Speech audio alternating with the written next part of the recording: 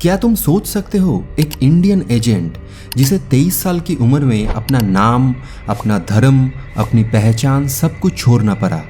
एक ऐसा आदमी जो पाकिस्तान के दिल में घुस गया, उनकी फौज का हिस्सा बना, शादी की, बेटा भी पैदा हुआ और फिर 7 साल तक उनकी ही आर्मी से उनका राज चुरा कर रॉ को देता रहा।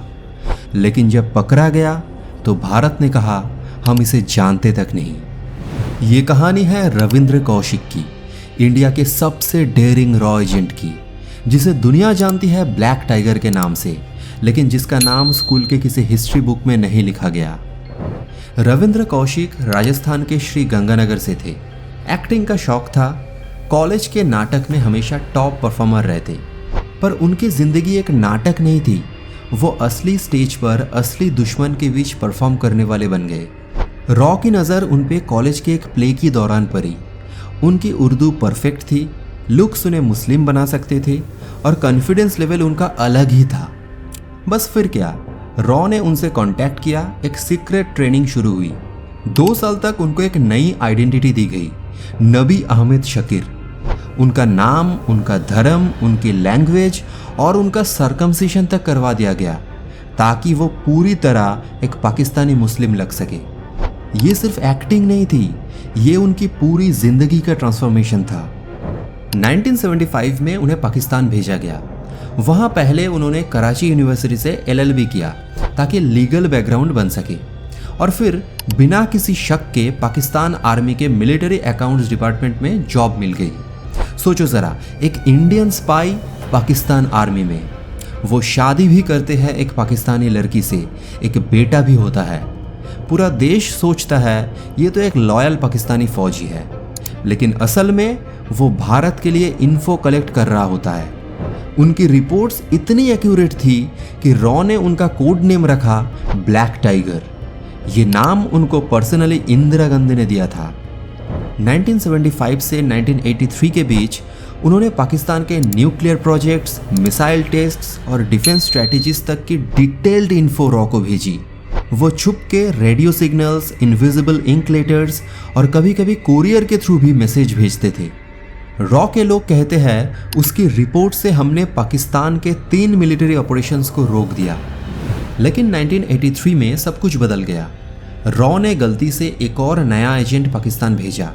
नाम था इनियात मशी।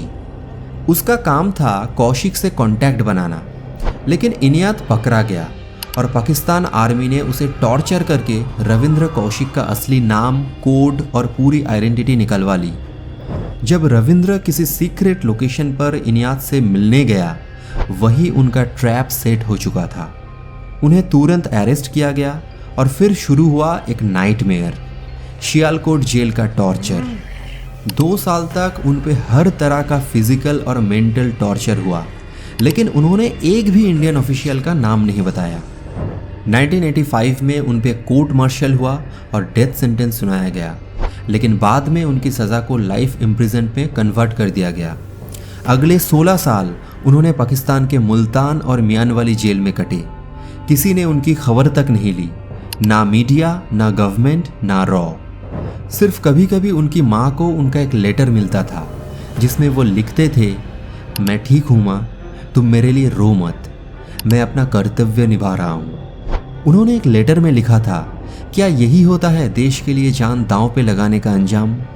रॉ ने मुझे भेजा, लेकिन आज वो ही मुझसे मुंह मोड़ चुका है। और 2001 में जेल में उनकी तबीयत बिगड़ गई। टीबी और हार्ट डिजीज़ के चलते उनकी मौत हो गई, बिना किसी अवार्ड, मेडल या सम्मान के। ना कोई हेडलाइन, ना लास्ट सैल्यूट, सिर्फ जेल के एक छोटे से कमरे में छुपी हुई एक कहानी जो आज तक अधूरी रह गई। उनकी माँ ने इंडिया सरकार से उनका नाम एक्नॉलेज करने की अपील की, लेकिन सरकार ने कहा ऐसे मिशन क्लासिफाइड होते हैं, हम ऑफिशियली कुछ नहीं कह सकते। और ये सच भी है, रॉ एजेंट्स की कहानियाँ कभी ऑफिशियली नहीं मानी जाती। अगर उनका मिशन फेल होता है तो उनका एग्जिस्टेंस तक डिनाई कर दिया जाता है। लेकिन उन्होंने जो किया वो किसी फिल्म स्क्रिप्ट से कम नहीं था। 7 साल तक पाकिस्तान में रहकर, उनके आर्मी में काम करके, शादी करके अपनी असली आइडेंटिटी भूल जाना और फिर भी अपने देश के लिए वफादार रहना, ऐसी हिम्मत सिर्फ कुछ लोगों में होती है। तो जब भी हम किसी स्पाई मूवी देखते हैं तो एक बार सोचना, कहीं वो कहानी किसी रविंद्र कौशिक जैसे रियल हीरो की तो नहीं, जो जीता भी अपने देश के लिए था और मर भी गया बिना किसी ताली, बिना किसी ट्रिब्यूट के। अगर आपको रविंद्र कौशिक की ये कहानी ने अंदर तक हिला दिया तो कमेंट में लिखो ब्लैक टाइगर अमर रहे।